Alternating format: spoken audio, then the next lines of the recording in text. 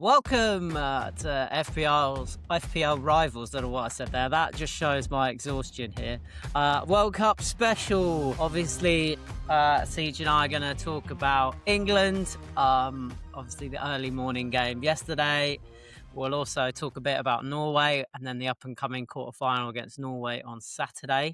Also like to just briefly talk about Belgium's thumping of USA because there were some hilarious things that happened during the game and after. And then, I think we'll briefly talk a bit about Argentina. Let's just go with the flow today, Siege, shall we? Because I'm pretty tired. I don't know how you're feeling. Yeah, I was in a mess yesterday, to be fair, but it was well worth. I actually, when it got delayed, I actually was like at about 12 o'clock. I was like, oh fuck it, I'm gonna set an alarm for like 10 to 2. So I think I eventually fell asleep at like 12:30. Woke up when my alarm was going off. I didn't know what time it was, what day it was, and then settled in. But oh my god, it was well worth the watch. Oh my Probably one of the God. best games I've ever seen live in terms of what was in the game. It was just Yeah, it unbelievable had to me. everything, didn't it? Yeah. Right, before we talk about that, I just wanted to. We have Charlie might come and join us. He's quite busy at home, so he said he'd try and come and join us. If he can't, I thought I'd just start off before we talk about football. For those of you that don't know, one of the guys in our league, Charlie, was running a 50k on Saturday to raise money for his sister who had to go through a severe operation, having a cancer in her brain, so they had to remove that. So that was quite a severe operation. So Charlie was raising money to kind of support her through it, and also help pay for care and stuff. I think his initial target was £1,500. In the end, he so far he's raised £5,000, so well Unbelievable. over his target. Amazing. It just shows amazing from everyone that donated and took part. But then Charlie did the 50k on Saturday. Now we know the weather was quite hot Saturday, so wasn't the best weather to be running a 50k. I mean, God knows if I could run a 50k right now. I don't think I could. Could you? No, no chance. But he said he ran the first 20. I'm just reading this off my phone because he sent it to me. He said he ran the first 23k totally fine, like no problems, nearly halfway through, and then started getting severe cramps in his quads. Can't imagine anywhere else worse to be getting quads Mm. while you're doing a run. So he said he battled on for 27k, running, jogging, walking. Rob Dilworth, who might be joining our league next year, he popped up out of the bush to run 3k of it with Charlie, which is amazing. Nice for him to do that. His father-in-law came and joined him. Greg as well, who I know, came and joined him for a bit of the run.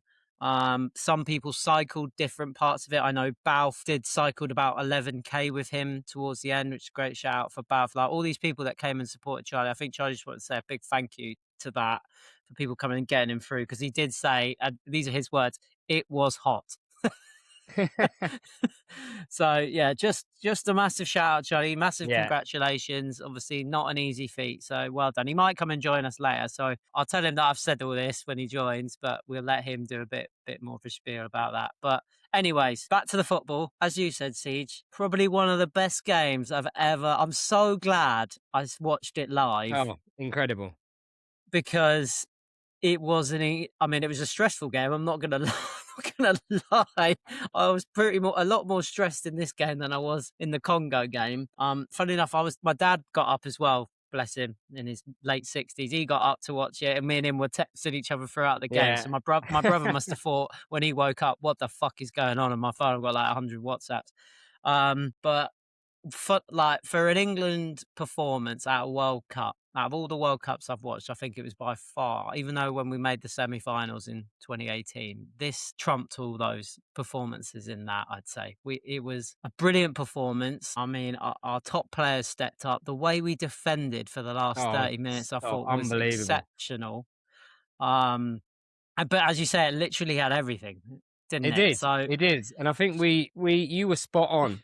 If anyone hasn't listened to the pod before this, go back and listen, because Butler was spot on about how you wanted England to set up. Sort of, we knew, that Mexico were going to come out. That's how they beat teams at the Azteca, just blow them away in the first 20. We sat in, we dictated the play a little bit, and then we got those 2 goals, which were, to be fair, against them on a play a little bit. We hadn't created much before that, but that just shows we've got when we have a little bit of quality from wide. We have Bellingham and Kane coming into the box, but the little stand-up ball from Saka on his right It's foot was delightful.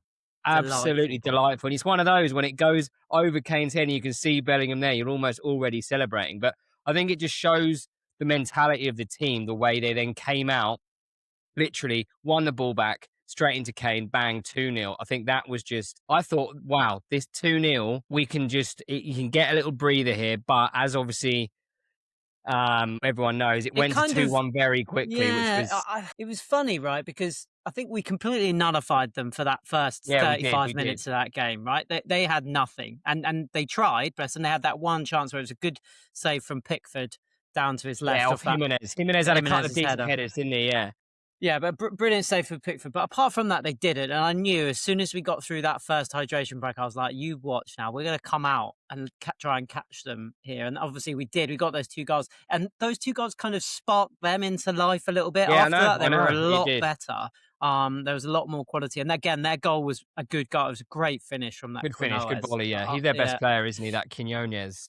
But how vital was it? I was just praying for the rest of that second half. I was like, just don't let them equalize. Just do not, because if we'd let them equalize, it could have been a completely different game in the second half. But the fact that we held on till half time was huge, I think. And as you say, like Bellingham's run, like him and Kane's run, it's like they practiced that. But Yeah, I know, I know. I it was heard that like yeah, they have to Kane's going to go practice that. near post. Bellingham's going Yeah, to come in the 6-yard post. It was just a brilliant goal all around. And as you say, the second goal, I thought Anthony Gordon especially really stepped up exceptional on performance. Monday morning.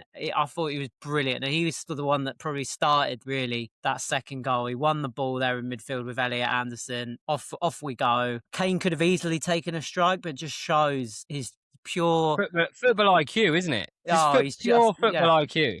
he knew exactly where to put the ball, and it was perfect for Bellingham to tap it in. I mean, it was just pure elation in that. I think it was 98 seconds between the two Something like goals, that, something wasn't it? like Yeah, that. yeah, yeah. I mean, I've rewatched the commentary back about 100 times. I don't think I think I've rewatched all the highlights straight after the game. Have you seen any of the David Bentley videos on Yeah, Insta and stuff in the I crowd? found I all see those because of them. some of the people Yeah. in the crowd, the Mexican fans underneath were like, so funny. Mm. But it was a good first half. The atmosphere is raucous in there. Like, I really thought I wasn't impressed, I would say, by the referee's performance, but Well, it's the fact like that he booked Rice within a minute. within exactly the intimidation factor in that stadium, like you could see the Mexican players getting onto the referee early. I don't know what his name is, the number 6. Is it Lima or Lira? Like the little Libra, yeah, yeah. yeah, and I was He thinking was a he was pain. right in the ref's face straight away. I was thinking, Jesus Christ, like for one being a player, but fuck being a referee, especially in that environment. Like it's I thought he literally did a lose-lose. okay. I don't think He did all right. And actually Mexico didn't, they actually he realized, I yeah. think, quite early on they couldn't do a Paraguay. They couldn't actually they actually had to play football if they wanted to win. They weren't going to keep us out. So they actually then started to play. You're right, the goal sparked them into life. But let's just talk about Pickford quickly before anything else. He was at fault for the Congo. Everyone doubted him, but oh my God, what a performance. Like, Yeah, I think the brilliant. save down to his left from Jimenez was absolutely exceptional to start with. And then the one he tipped over from that looping header was even better, I think. Like, you could see Jimenez thinking, like, it's not going to be my night. But what do you think about Pickford? I just think he just stepped up. He always steps up in these big tournaments, doesn't he? I think it's not just Pickford, but there's a lot of players who rightly so, probably haven't been at their best in the first No. 4 games of the tournament. And but what impressed me most is how quickly we can turn those poor performances from certain players around just like that. Shows the mentality of some of these guys, right? To just Yeah, totally yeah. shift everything that's happened in the past. Pickford especially, because he's got a lot of stick early on in this World Cup. He hasn't looked comfortable. He's been a bit rash, but yeah, he was brilliant. There was a lot of good saves. He was very composed on the ball. He made some brilliant saves, and compare it to their goalie, who I've seen he's been getting a load of abuse for giving away that penalty by Is he? by the Mexican fans. Yeah, so he's been partly blamed for their defeat. which I thought was a bit harsh. Slightly harsh, but Yeah. no, it is. It's you're so right with the mentality. I think that's where Tuchel has just got a different vibe to Southgate. Like you could see him in the hydration breaks and on the touchline, so animated, and even like playing football myself, like and you'd know it as well from playing like even playing hockey, like these team sports. Like when you've got a coach that is so animated, it really rubs off on players. Like for me personally, like I absolutely love that. Like especially if it's constructive. Don't get me wrong, Yeah. obviously they're going to be giving out at times, and or you could see him. I think when O'Reilly took a couple of those shitty throws to start with, he said to O'Reilly, Both. like, "Come on, like fucking hell, you've done that twice now," which I quite like that. But he seems to be so enthusiastic, positive, And even at the encouraging. end of the game, right? While we're just on to show, even at the end of the game, and his interviews, like, I still don't get why we can't convert training into match what I want to do in the Yeah. match. So even at the end, even though it was a great performance, he is already demanding more. Like it's like, okay, yeah, good performance, obviously brilliant like way to do it, but at the same time, they're still not playing the way I want them to play. Yeah. So, and I think that again is just this. He's so clever about the things he says in the interviews, and it also those things about how he said how bad the refs were, like they're just not Yeah. good enough. You know, he's creating that thing that a lot of those top managers used to do, like Mourinho used to do, and Pep's done it a few times, where you're creating the world against you. You know, it's like Mm. all these people are against us. Like we've got to show them, that type of thing. But yeah, Did he you was see the vid in the equally. change room after with him and Stones and that? It's Yeah, where classic. they Have you were seen that? faking it. Yeah, and he's like, Oh, so oh, good. oh, Really oh, good. oh. It just shows as well, like he's got a bit about him. Like he's able to let go, but he's able to have a bit of crack with the lads after, which I thought was hilarious with the Stones thing. But it's just a different England. Like I know we had those, but those, like I said, those group games, even that Congo game, just get through it. Like this was the real test. Like Isn't that what I've been Mexico in saying? Mexico. Yeah, you Isn't have. that what I was been saying? And it's so hard to listen to all these pundits be negative because you start to buy into that. Oh yeah, maybe they are really doing like everyone has a bad performance now and then. Unfortunately, we've just had a few players not show up yet, and everyone showed up. We can shows what we can do when everyone shows up. I think it just and just highlighted Anti Gordon again, like unbelievable performance. Like even to get that penalty.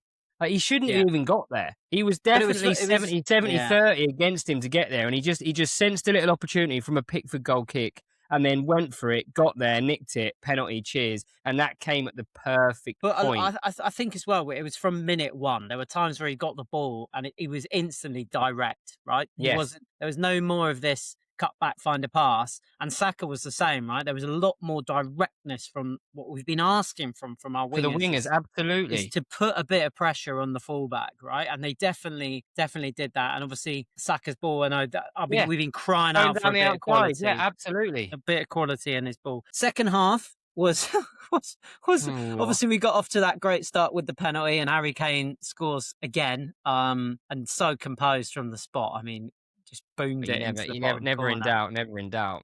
And then we had But this Quansah, and I well, felt bad for. that was before the penalty, wasn't it? I know, of course it was, yeah, It of was, course. yeah. So yeah, of course. So that I mean, there's just so much of this to remember. Frazzled, yeah. But the Kwanzaa thing, I thought I was so gutted for him because I Yeah, actually so was I. thought, He did well. he proved a lot of people wrong. He had a really good first He half, did. and Yeah, he did. and he was very solid, and he did well to keep Quinones, who's their best player. He kept him pretty much quiet for a lot for most of the first half, and then it was just one of those unlucky ones where he's probably a bit rash diving in like that, but then his foot Yeah. bouncing off the top of the ball. Do you know what it is? Do you know what it is? Being a fullback myself, it's one of those tackles where the ball's going and you're thinking, right, I'm going to clean everything out here. As in, I'm going to get the ball, but I know the way the ball's bouncing or the way it is, I can just clean everyone out and it's going to be a big old hit and it's going to be right, we're in the game again now. But he's almost gone too aggressive with it. It's almost like he went too hard, and like you said, he almost missed the ball and just scraped it. And because he was going with such intent to like clean everything out, it obviously just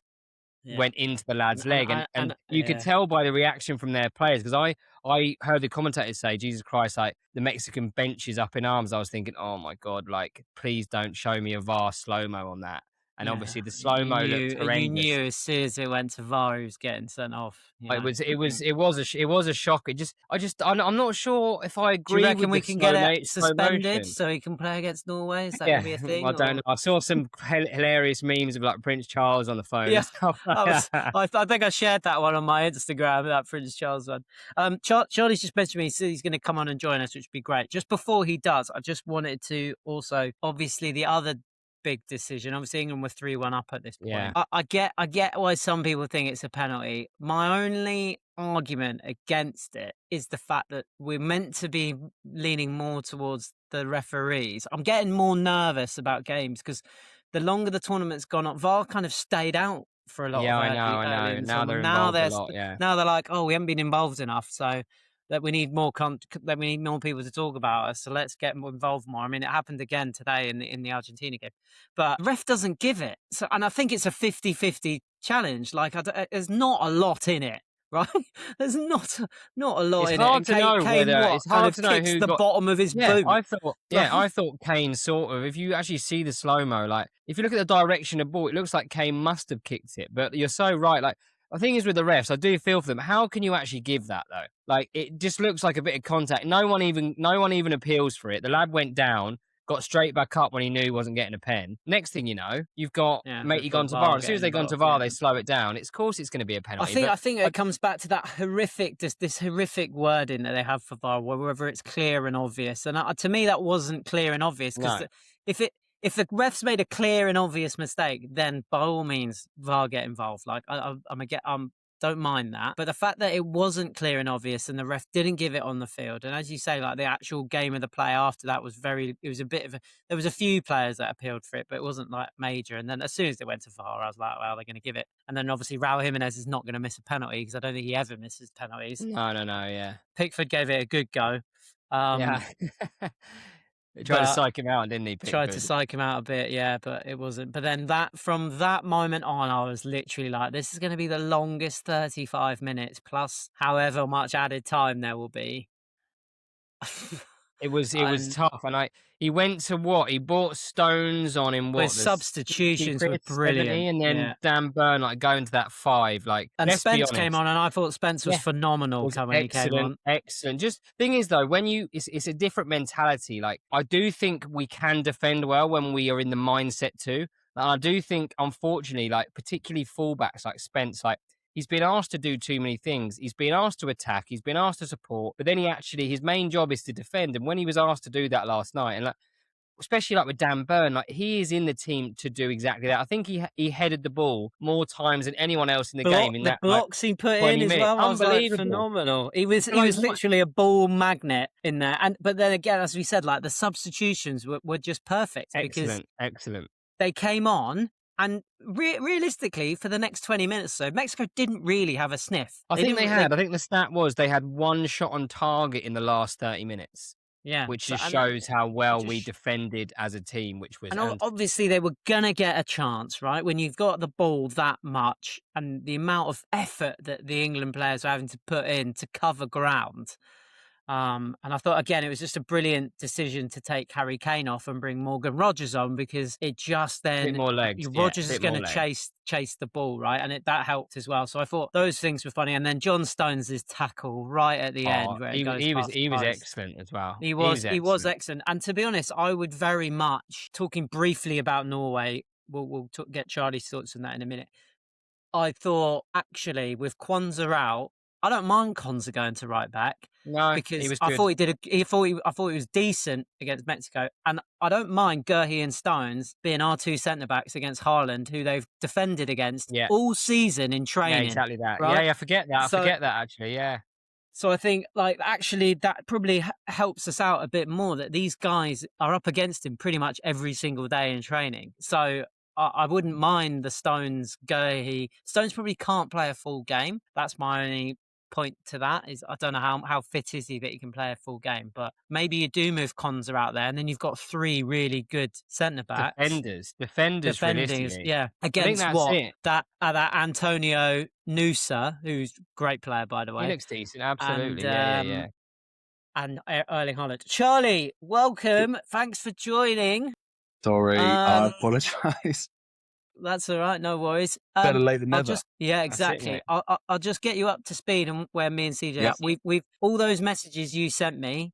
I've hold on a minute. Yeah, all those messages you sent me, I've read all that out, so I've kind of explained all that. I'll ask you those questions first, and then we've already kind of talked about England, but by all means, we'd love to get your thoughts on it.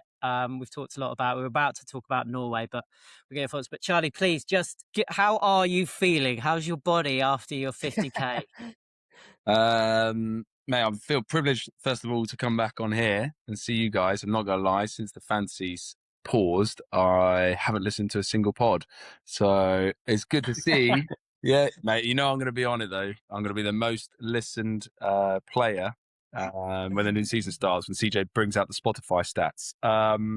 Mate, yeah, body is good. I was really lucky. It was slightly overcast. In the morning, and my limit was about 33k before I would blow out normally on my big runs. I got to 23 and my legs, mate, just went. And so it was just a battle. And I'm sure you've already mentioned it, but loads of family around to help me, fueled really well. And then the last 15k, I was sunburned. I was hot. I was bothered. I couldn't go down hills. I was like leaning on Balf to get down hills. It was tough. We had one of my friends had a time and I had a time to beat. And I said to Balf, like, can you just set 50 minutes? Let's try and smash this 8K, which I can do in my sleep. But I underestimated hill training. That's what broke me. Like, it's that pain of climbing. Oh, horrible. At that stage as well. Yeah, man. So it was like 27k of just brutality. I wouldn't wish it upon anyone. I was like having to sit down on the side of the paths, massage. People are like, you okay? You okay? I'm like, yeah, I'm fine. I'm cursing at my thighs. It was so annoying. And then you try and stretch them and then you'd get cramp in another position. But it was incredible. Victoria managed to come out and see me at the checkpoint before the end. So that was really cool. That's good. That's class. Yeah, and then everyone was there. There's some great photos. Monty and Victoria's kid, Grace, they ran up the finish line with me. Yeah, I saw that video. That was lovely, yeah. And then my dad gave me a cider, which I literally put it to my lips and I was like, I'm going to throw up. Like the amount I must have consumed, I'm not going to lie. Body just rejecting it. Yeah, my body was just like, nope. Unless you're going to put more gels in me, don't put me anything else. But I had about 6.5 liters of liquid full of electrolytes. I was eating crisps, peanuts, just to try and get the salt in the body. But we had like £1,200 worth of donations just on that day alone. So that pushed us right through from like 3,800 to £5,000. So it's really good. It's paid for some speech and language for her. The neuropsychologist is going to start next week. And she's had a lot more physio. So yeah, she's doing really well. Like she's just lost that spark. And that's the remapping that's got to happen now. Yeah. But she was fully there and really appreciated it. There's a really lovely photo. It's probably going to become like my new Strava snap of me embracing her at the end. I mean, neither of us could speak. Like, it was just so emotional. It was lovely. And then the twins were just running around bonkers. I don't know what Jessie fed them, but it was madness. But it was really good. A great day. Yeah. Could have been. Yeah. Could have been. So, but yeah, it was really, really good. I had friends that obviously ran the 50. I had friends that ran the 100 and they did it in like 13 hours. It was just nuts. It was a brilliant day. It was so well marshaled. So I doubt any of the Serpent Trail guys that run that ship are going to be watching your pod. But if they are, shout out to the Serpent Trail dudes. They were wicked. And helped me. They survived. Mate, there was cakes, flapjacks, sweets, electrolytes galore. They were legends. That's absolute good. Legends. Yeah, it was good. It was a good day. It was a good day. Hey, mate. Well, just quickly before we go on to more positive news about England, obviously your internet isn't great. So if you want, you can turn your camera off because it's very jittery. Is it? Have you not heard any of that stuff? It's not too bad. Yeah, it's not too bad. It's not too bad, but maybe it might just be. It might be bad. But Charlie, England, did you get up and watch it? Firstly, fell asleep on the sofa. Set my alarm for 12:45. Woke up to find out it was delayed by an hour. I was like, forget this, and I went to bed and watched it all in the morning. But I said to Jessie when I woke up, I was like, don't tell me anything. She was like, I think you may have missed a cracker. I'm like, no. Just open the iPad. Don't say anything, but I think you might have missed a cracker. Yeah. I was like, I didn't open my phone because I didn't know what people were going to say. And I literally, loved it. I mean, what altitude. The boys did. So, Yeah. I mean, I'm the first person to slate Pickford because we've never had a good goalie, and he was unreal. My man of the match, Jordan Pickford. Yeah. We talked shout. about Pickford and how important he was, and Yeah, obviously massive.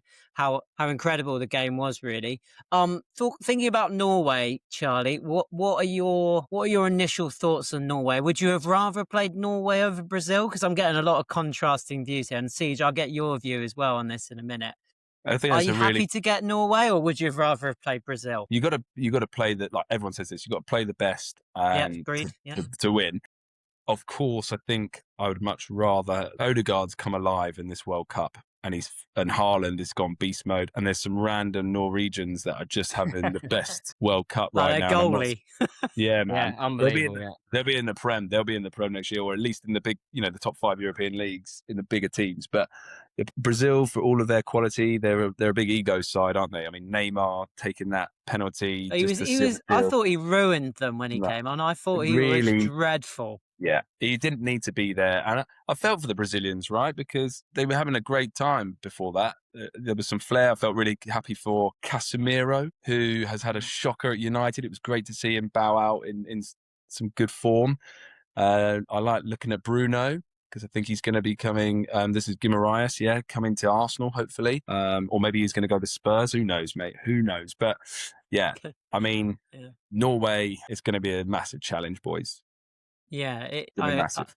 I agree, and I think that Brazil-Norway game could have been completely different if Guimaraes puts that penalty away early doors, but he doesn't, and the rest is history. Siege, Brazil or Norway? Happy for Norway, or would you rather have got Brazil? It's a tough one. It's a tough one. Like, I think that Brazil team isn't Brazil.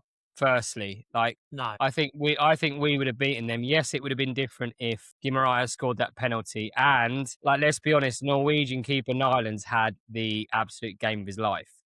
And that's why I think about Norway. Like, I know we see the Haaland goals. You know what I mean? We see them, and they are fantastic. But actually, first half, what's that noise there? I think it's Charlie. Charlie, I'm just going to mute you for a sec while Siege is talking. I've got a horrific rebound going on. Right, I'll mute myself. But yeah, no, that if you actually saw some of the stats on that Norway-Brazil game, like Haaland hardly touched the ball. They but weren't that's even normal. But they weren't even giving him the ball. Like, at least City, they actually tried to look for him. Like, I think, yes, he does come alive. The goal was fantastic. Like, Gabriel didn't even have a chance, but it just shows they only need one little chance for him to score. But I think we are so much better than Norway. I know I tipped Norway at the start of the tournament. I know there's been a bit of chat on our group today that we should be focused on Norway. I don't think Norway are good. I really don't. I think Odegaard, yes, you got Haaland. You're always going to beat him with a chance if you got Haaland. I think he is exceptional. You give him a chance, he's going to score it. Ivory Coast, I think, should have beaten them. Brazil would have beaten them, I think, if Guimaraes scores that penalty. And let's be honest, Nyland has had an absolute worldie. So I think they've snuck under the radar this World Cup in terms of everyone thinks they've been performing really well. But if you actually go and look back at the games, they haven't been as performing as well as people. I would agree with that. And I think, like, in terms of, I'd rather have played Norway, really, because I think Brazil I do agree just with that, have absolutely. they do have those world-class players that could just turn up, right? Like Vinny Jr., etc. And like Ancelotti as a manager, like he would know a lot about us. I did hear so I've got there's a woman at work that I work with, she's Brazilian, and there's this thing going on. She was saying a lot of Brazilians are believing in this conspiracy that there's a competition between Adidas and Nike on who represents who in the Brazil team. So they've been having a lot of influence on picking the team. So Ancelotti's not been picking the team, apparently. Apparently it's been Adidas and Nike competing to get these players in and having the influence. The Brazilians, for any of our Brazilian listeners out there, there's did you see the one of the woman who predicted the aliens? Did you read that one? That's right, yeah. What? Honestly, the Brazilian people... Any excuse, isn't it? It's any excuse. Yeah. Talk about Neymar. Like, imagine leaving João Pedro at home. I know. I really let's be honest, João Pedro should be starting up top in that team any day of the week. What's Neymar doing on that penalty? Oh, shocking. Like, you're 2-0 down, mate. Like, giving the keeper shit. And Nyland's just laughing at him like, I don't care. Like, well done, you scored a penalty. Like, great, you're still 2-1 down. Like, what about the tears after as well? Like, what's he crying about? Do you know what I mean? Like, it's all about him. That's where I think spoiled brat, isn't he? Though they did the wrong thing picking him over like João Pedro. Like, things like they tried Thiago out, didn't work, but then Cunha was dog shit against Norway, and like he's been good. They haven't got a number 9 like they used to have they? no, That's one Mate, position. Neymar is going to be sharing a cell next to Adriano in the not distant future. Yeah, he is. He's paper going down that bags, road, isn't he? He's the going brown down that envelopes. road. Yeah. He looks so unhealthy, yeah. doesn't he? he He does. looks Mate, so I don't know why he's unhealthy now. Exactly. But no, back to Norway. Back to Norway. They're done. What do you think, Butler, about Norway? Get your take. I think when you get to this stage of a tournament, when you get to a quarterfinals of a World Cup, right? In my view, any of those teams can, on their day, can win the World Cup. Absolutely, yeah. Right. So we've got to be. There's a lot of talk about England going to the semi-finals, etc. We've got to win this game first, and it's not gonna. We're not. Let's be totally honest. England never ever give us a straightforward game, right? No, we never have like a nice 3-0, a comfortable 4-1, or anything like that. We haven't had that all tournament, right? So it's not going to be an easy game. However, I think the fact that a lot of our players know Erling Haaland already and have played against him either in the same team as him or against him a lot in the Prem this season, I think that plays into our hands, and I think that gives us that advantage. There was a video going around of how Dan Burn owned Erling Haaland earlier in the season, didn't let him get the ball and all this stuff. You know, Mark Gurhey, John Stones, these guys have played against Haaland in And Riley, most of the season. Nico O'Reilly, right? Mate, 3 at the back, just those 3 versus him. Well, I was saying, Charlie, just before you came on, I wouldn't mind, like, he can put Konza at right back. I thought he did all right there, and then have Stones and Gurley as our 2 centre backs. I'm quite comfortable with that. Again, that would nullify Haaland and that Antonio Nusa that they've got out there as well. And Oscar Bob, I thought Oscar Bob's come on. Yeah, he did well when he came on. Yeah, he did. Done well for Norway. And I think, I don't mind. I don't think, Odegaard's had a good tournament, but I haven't really played against a very good midfield. And we've got Elliot Anderson and Declan Rice in our central midfield, and they could quite comfortably, famous last words, touch wood, touch everything, but they could quite comfortably keep Odegaard quiet, right? Yeah, well, you know, like we've just talked about Haaland and, you know, his club partners, but you've also got Rice, Saka, Eze against. Yeah, We've got Harry Kane, mate. We've got Harry Kane. I know, like Eze, for me, he hasn't done it for Arsenal this season. He's not making an impact when he comes on for England. I thought Saka looks just beaten. I'm gutted Rashford. Saka did well against Mexico. Yeah, until we went down to 10 men, and then it was, you know, it was a different type of game. But the Rice in midfield and that Anderson fella, mate, the 2 of them. Right, the ground that they covered against Mexico. I would love to have seen the stats of how much K they ran in that game. And Bellingham and as Gordon. well. And yeah, but Bellingham just doesn't. He looks like he's always got energy, doesn't he? Don't you think? Bellingham just never stops. We haven't really spoke about Bellingham, have we? To be honest, like, he was all over TalkSport. Unbelievable! Like, can't get their finger out of its ass. Even that clearance he made. See that clearance he made? Yeah, unreal. Yeah, that was unreal. Like, it's just all round the pitch. But that's been going round, and when you actually listen to it, the commentators are going, "What a goal!" Yeah, that's right. Yeah, the commentators. And I'm like, I literally, when I was watching the highlights, I was like, "Here we go," and it's unreal. I mean, that's the best bit of everything ever. Yeah. But he's just in the right place. He's just got such an instinct for the game, I think. He's such an instinct. He's a player that England have been crying out for, and not just in quality, because we know he's a quality footballer, but it's the effort and the passion that he brings to the pitch. His work ethic is phenomenal. Like, it's non-stop, up, down, out to the left, out to the right, closing players down, making solid tackles, beating 3 players, taking them out of the game, scoring goals. You know, he could be a number 9, boys. He could. I saw that. Play up he could front, be a 10. You know? He could be an 8, 9, and 10. He's an 8, 9, and 10. He could play anywhere. To be honest, I think you could put him anywhere, and how lucky are we that he's come into form at just the right time? Like, mate, we needed it. Did you see people digging up that article that bloke wrote about leave Bellingham at home? Have you seen that? He's getting absolutely slaughtered for it. Because Alan Shearer's getting a lot of stick from Micah Richards on the rest of his football, because Shearer at the start of the tournament was like, I'd start Rodgers all day long. And now No look at it. chance.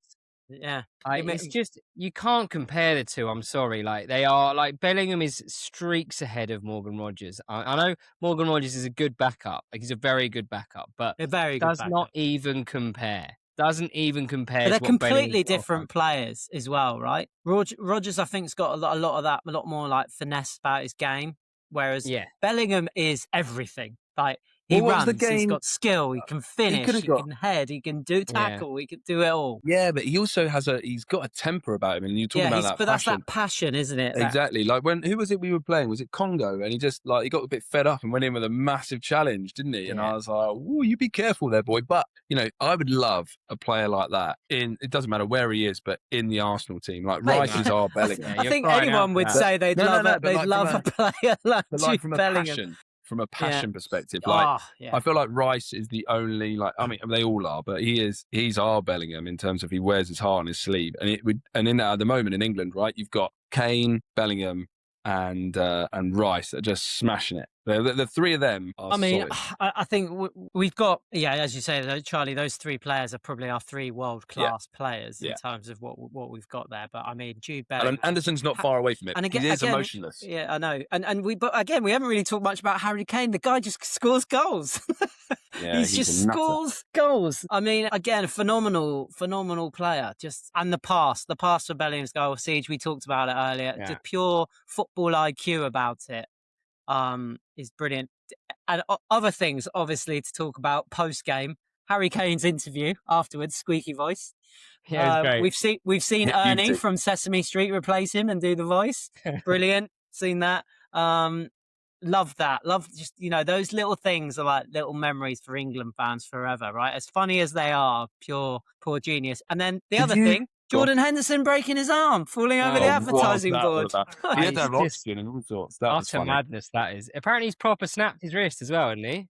Yeah, he's had to have an operation and pins in his arm to he's still in Mexico. He didn't go back to Kansas. Yeah, no, I heard that. I think he's gone back to Kansas today. Did you guys hear the stat about the AZTECA Stadium and how many losses Mexico have had there in competitive tournaments? I think this was their fourth, wasn't it? Their third? No, fourth? it was their second in I can't remember if it was 60 or 80 years, but it's nuts. Yeah, mad, isn't it? That's crazy. nuts. It is crazy stat. And again, like a shout out to the England fans that were there. So many of them travelled to the game, and I think that I could hear them. They could have easily have been drowned out by the amount of Mexican support, because the Mexican support was phenomenal, as well throughout the game. But it's like, when you say with the players, like being a player, like an England player there, it must be the most unbelievable experience. Like winning, they said that, even didn't just, they? Yeah. but like winning a game and having your fans sing Wonderwall at you when you're all linked arms. Like I've won finals before. I'm sure you boys have as well. Like there's something different about doing it with like people who you love and your teammates. Yeah, absolutely, there's something special about it. And like I think that's doing those sort of things after the game, like the Norwegians are doing the same sort of thing, like and the embracing Argentinians fans. do it as well, Yeah, don't they? they're gonna take that confidence on to the next game. So I think we're in such a good position. I think the Norwegians fan base is excellent. I think like the Argentinians are always going to be good. I think you really got to start looking at these teams now that are embracing their fan bases, because I think they're going to be the most successful. Like I do think so. But fair play to them. If you actually see, I love watching them come into the tunnel after in those little snaps. Like Dan Burn was just like couldn't even best experience of my life. Like that 20 minutes was the best 20 minutes I've ever had on a pitch. Like 20 minutes of fucking heading and tackling, like what more do you want as a big centre back? All you want to do is head and tackle. Exactly. I've been giving so much grief for Spence going to all my Spurs mates, and he made a game clearing goal. Me and Siege did say that. Like we said, he came off the bench, and he's got a lot of stick in this tournament. Wrongly, rightly, I don't really care. But I thought he was brilliant. He was brilliant when he came on. Just what about? He was brilliant. Whilst you're talking Le Foot, have you guys talked about the Paraguay-France game by any chance? No, by all means, go ahead. Have you seen that? Did you watch it? Yeah, I did watch it. Yeah, Paraguay were a bunch of absolute animals. Horrible watch, wasn't it? Was bonkers. That was the evening after the run, and we had a night out. I didn't drink. Like I said, I couldn't consume anything. We came back and watched the end of it, and I've never seen I mean, Mbappe, total was just focused, but these two absolute thugs, these Paraguayans, just going all out, like wanting to punch, kick. It I was mean, how nuts. that guy didn't get sent off for slapping Mbappe in the face when they were running. Mate, I know I did. Did you see Deschamps' quote after? Basically, like, we knew it was going to be raucous after, so like I told like Saliba and Upamecano to basically protect Mbappe, as in like be his bodyguard sort of thing. Did you see the keeper throw the ball at him? Did you see them throw the ball at him in the final whistle? Like, what are we at? Like, yeah, and I think they really let themselves. And even like there was a lot of a Paraguay senator was posted racist comments on social media, and and a lot of their keeper had an absolute worldie, by the way. There was didn't the Paraguay prime minister said that they're not a real team, they're all from Africa, so they're not really French. These things are horrible things. Paraguay really let themselves down after that. And I actually, I'm not a huge Mbappe fan, but I thought the way he dealt with it, he handled himself after the well, game, I thought it was brilliant. Just like laughing it off, going, you know what, we just beaten you. Like, you can be quiet now.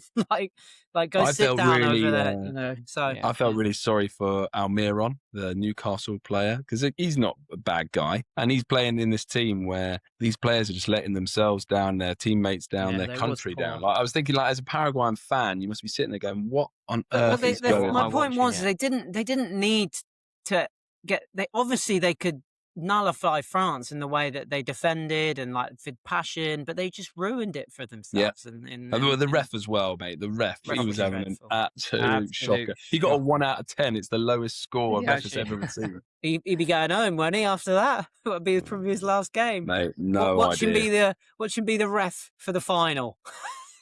Did you guys watch any of the Portugal-Spain? No, I was about playing paddle. Game. It was a shocking game.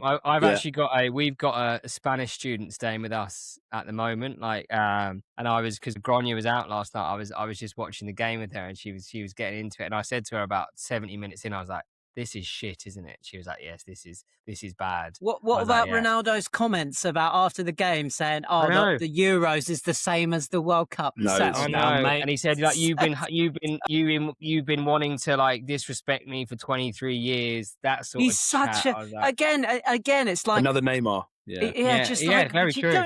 Like the difference in class between Messi and Ronaldo. Messi brings that whole Argentinian team with him. Right? They all, the team, they love him. They're all about him. And you don't see Messi whinging and moaning at the ref or getting antsy about it. He just plays he's very humble. He's very humble, and oh my God, he's still a brilliant footballer. What a goal he scored earlier, by the way, to win them that game. I mean, phenomenal. I think Fernandes won in the game, did he not? Well, that's right, but I think it was Fernandes Messi's equaliser, wasn't it? That phenomenal equaliser. Yeah. Again, Ronaldo to me let himself down the way he interviewed after the game. It's like, what? You don't even need to say that, mate. Just you're out of the World Cup. Yeah, and at your age, you've done well to win the Euros. Take that, which was 10 years ago, by the way. Which is nuts. So that Portuguese team, when you look at it on paper, is nuts. Yeah, it's class. They've been really poor all tournament. Really I thought they'd been really poor. Yeah, I was like, Coutinho's where has he played? No, he came off. You saw when he came off, didn't you? Like, I'll be intrigued to know, because obviously I think Martinez is resigning anyway. He's left. He has, yeah. So I'll be really intrigued of one, who they get to manage them going forward, and two, how they now actually perform without Ronaldo, because they've got a good team, right? The only problem they do have is they actually don't really have a number 9. They've got phenomenal defense and midfield. They haven't got another world-class. But they don't gel, do they? They don't play. But then that's like the problem, where Ronaldo's a bit like Neymar. He's all about him. Yeah. And I think that's talking about Argentina. Messi missed another penalty. He's missed 50% of his penalties at World Cups. Isn't that mad? Missed 4 out of 8. He's old. But he was phenomenal again tonight, and he made some brilliant play tonight to help get them through. I felt bad. That last goal, though. The last goal. What a brilliant goal, header. That last goal. What a ball, though. Yeah, it was one of those. I think Lautaro looked up and was like, right, Enzo's in there. I'm just going, but literally on a spot. But what a header in the 93rd minute. Yeah, I felt for Egypt, and then they let themselves down after that as well. They lost the heads, didn't they? They lost their heads at the end, because coach it was never going mad, wasn't he? Yeah. No. They were doing this the whole time. Yeah, what's I don't know what that means. I saw that. But yeah, so that's Egypt done. Argentina go through. Obviously, Argentina world champions. They're going to be a threat, right? We've known that from And the your start. thoughts on Belgium? We were going to get onto that. I didn't want to talk about. Let's finish with that. That's a great topic to bring up. Let's finish with that, Charlie. I don't want to talk about the FIFA controversy because too many people are talking about that and the Trump bollocks. We know about all that controversy, but do we think the controversy affected the US players because they were dreadful last night? I thought they were really, really poor. 100%. I think there was a lot of 100%. pressure on Balogun, wasn't there? And he didn't touch the ball. unnecessarily. Like he's been dealt such a shit situation. It was never a red card in the first place. Like I think the officiating has let down. If the officiating was right, this would never have been anything. Like if they just think, yeah, do you know what? That's an accident. That's a yellow card. Not even a yellow card. And then Balogun's been pulled into this. They've obviously turned it round. The whole media thing. Everyone's saying it's a disgrace, which it was a disgrace for them to be done. And then, of course, the USA are going to lose that game. Like, if I was a betting man, I would have put my absolute life savings on Belgium. And I wasn't surprised when I woke up this morning and saw it was a thumping. Because I looked up and saw they'd lost, and I thought, oh, it might have been 1-0. When I saw 4-1, I was like, that's exactly what they deserve. One of their goals so bad that they scored. Like one of them. The goalkeeper. What was he doing? Oh my God, I actually saw some bloke tweet, it absolutely cracked me. It was, how in a country of 300 million, surely we've got better centre-halves than Tim Ream. It was good at the end, though, where I heard about Balogun going up to the Belgian coach and, apologising. And it's like... Did he actually? Yeah, but, he doesn't... And Rudy Garcia was like... about him. It was nothing... Rudy Garcia was like, he didn't need to apologise to me. It was nothing to do with him. None of it was his fault, right? And he apparently said that to them. What I did love is the Belgium tweet. After the game, they tweeted Lukaku on the phone doing this with his celebration. They went, overrule this. Oh yeah, I did see that. Yeah. Or overturn this, I think it was. Yeah. They'll get bombed now. Yeah, I mean, they've got a horrible run. I mean, but I don't know, though. Think about Belgium. They were dreadful for 85 minutes against Senegal, beating 3-2, and now they're in the quarterfinals. Is matey Greg not Belgium? Yeah. That's why he's not here, right? He's probably nursing a hangover. That's literally what he said in the group. He said that. Legend. I think, let's be honest, though, like, they've got a right shot against Spain. Like, I watched that game last night, like, Spain were not great. Like, they were Did you watch Belgium great. early on? Belgium in the early stages, in the group stages, were dreadful. Awful. But the whole point, it's like England, right? We haven't been great.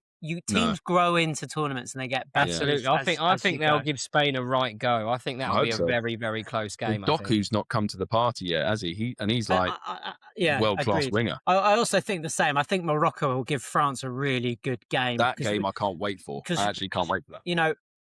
We're not talking enough about Morocco, and I don't think people are just writing off France going to make the final. I don't think they're going to be as easy as France have wiped the floor with all these teams. I think Morocco are a very, very well organised team. It's going to hurt them that Sabari's missing up front for them, but you can't count them out. And the Colombians, I don't think we'll see how Colombia get on in a minute against Switzerland. I think that's on now, isn't it? Yeah, just starting in 5 minutes. But let's be honest. Let's look at the quarterfinals. We've got France, Morocco, Spain, Belgium, Norway, England, Argentina, and either Switzerland or Colombia. Let's be honest. It's probably the 8 best teams. It probably in the tournament, Switzerland. Like, if Colombia got through, it probably would be Colombia. But like, they are the 8 best teams. Like Belgium, maybe not, but they obviously battered USA. They got lucky against Senegal. If Belgium hadn't got through, it would have been Senegal or USA. I don't think they haven't played better than Belgium, say. I think they're the 8 best teams, and it just shows that the cream does rise to the top. Mate, I was thinking that they gave Argentina a worldie game. That guy's goal. Did you talk about that one? Unbelievable goal, wasn't it? Yeah. But again, I think that shows Argentina's vulnerability. They've conceded 4 in their last 2 games, right? Exactly against Egypt and Cape Verde. Yeah, I think they are underhand. They are going under the radar because Messi's doing so well. Like, I don't think they're playing that well as a team. Obviously, if you got Messi, Lautaro, Alvarez, do you know what I mean? Of course, you're going to score goals, but they're shipping goals for fun. Even with like Martinez in goal. Like he hasn't really done. Has he kept a clean sheet yet, Martinez? Maybe the first game was it? Not sure, but I don't think Alvarez and Martinez have done. Not No, Martinez. not too much. No.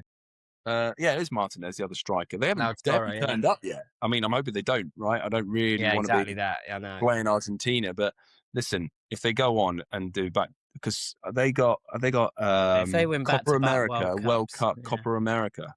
I mean, And they got back-to-back two- World Cups on its own is impossible. Could you imagine if they do that? Task, so That'd be like what a way for Messi to go. Okay, I am officially the greatest player. Yeah. I mean, I don't Because think it is he always needs the to. I think Ronaldo to me, Messi he's thing, already but the greatest player. the proof is in the trophies on your mantelpiece, mate. Yeah, True. Totally. Right. Anything else we want to talk about? We've talked about a lot today. It's been great. I've enjoyed it. It's been Mate, the trophies in the post. Well, yeah, brilliant. I Oi. forgot about that. Yeah. So Mike Turned up a couple of weeks ago, but Mike was like, "Don't send it yet." So he's gave me a date, and it went off. I think it's better than the previous one. Oh, brilliant. I can't wait. I'm really looking forward to it. It Brilliant. is good. Well, CJ's getting a phone call. Sorry. Nice. Sorry. Charlie, absolute pleasure. Thank you for coming on. I really appreciate it. guys. And again, just massive congratulations on what you're doing for your sister. Yeah, it mate. really is inspiring. Unbelievable. And, Cheers, guys. yeah, just a Yeah, it's all good. phenomenal feat. Yeah, brilliant. And send your sister all our regards and everything, and hope she recovers. So brilliant. Yeah, Charlie, thank you. Absolute pleasure. Cheers, guys. Cheers. Cheers, lads. Come on, England. Come on, England.